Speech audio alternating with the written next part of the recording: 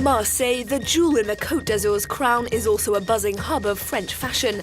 19,000 of the city's inhabitants are employed by the sector, with a turnover of €1 billion a year. For 30 years now, la Maison Méditerranéenne des Métiers de la Mode, or the MMMM, has devoted itself to passing its fashion expertise down the generations. Since 2010, the group's been nurturing Marseille designers and labels through its annual competition, the Mediterranean Fashion Prize. It's about creating a sort of family. Over many years now, we've managed to gather together some 44 talented people from the region, and we're still in touch with them. It's about making sure that Marseille really remains a city at the heart of the Mediterranean's creative output, working together to make sure the future looks bright. Just a stone's throw from the sea, the Villa Méditerranée, where young designers from France, Italy, Morocco, Tunisia and Israel present their work. This collection is about body modification,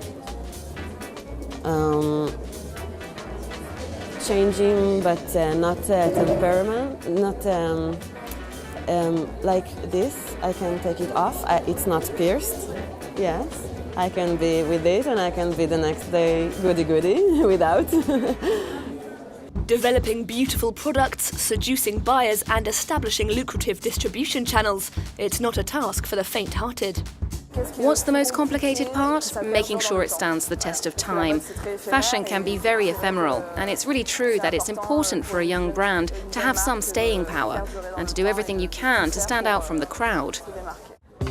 In a push to further encourage creativity, the MMMM is this year launching a new event called Open My Med. Its first guest of honour, young Marseille-born couturier Yacine Aouadi. He's tasked with curating 2 exhibitions over the summer, both of them free to the public. The first is taking place at MMMM, the Museum of European and Mediterranean Civilizations. Born into a working-class Algerian family, Yacine Aouadi, one of 5, grew up in a suburb of northern Marseille. Not exactly a natural breeding ground for fashion designers. I think that if I'd said I wanted to become Zinedine Zidane, well, that would have been easier to understand. But I wanted to become a designer. It was fashion. We were young, really young. You know, we were all young boys, so you can imagine people's reaction. But people knew that I was into clothes, that I was always very, let's say, fashionable. After specialising in science at school to keep his parents happy, Aouadi left for Paris to study fashion at Studio Berceau. A few internships later, at the age of 35, he set up his own fashion house. Success was immediate. It took just one collection before he was honoured by the prestigious Chambre syndicale de la couture. His first exhibition brings together the inspirations behind his first collection, presented in Paris in 2015. The art of sculpting fabric features highly. Eventually in haute couture, you start trying to defy the laws of gravity. But then you realise that stretch fabric isn't the same thing as standard cloth, that silk isn't the same as cotton, so you try to learn. But the real feat is to manage to combine a number of different fabrics. Yacine's second exhibition is taking place at Marseille's Museum of Decorative Arts at the Château Borelli. Across both shows, he's displaying the 13 outfits that form his first ever collection, a body of work christened 13015. The number's a lucky charm for Yacine, the Marseille postcode of his birthplace. This dress is interesting because it's covered with embroidery and pleats, all in silk and tulle. For me, haute couture isn't necessarily about fussy princess dresses with long trains using kilometre upon kilometre of fabric. So the volume you see here is simpler, it's cleaner. Yacine's also been delving into the museum's extensive archives, using iconic pieces from the likes of Chanel and Rabanne to inform new silhouettes.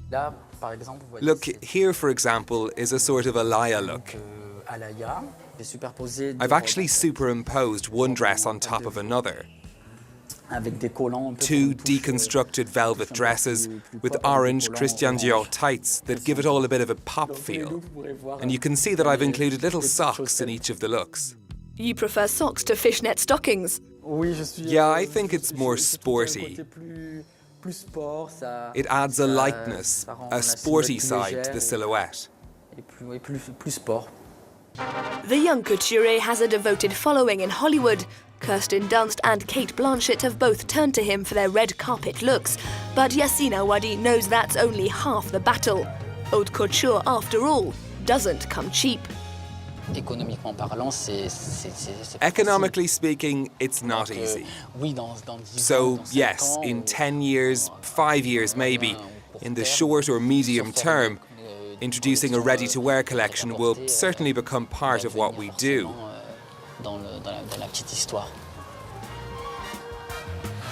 Proof the pigeons aren't just in Paris. Yacine does miss his native Marseille, but any return home is a long way off.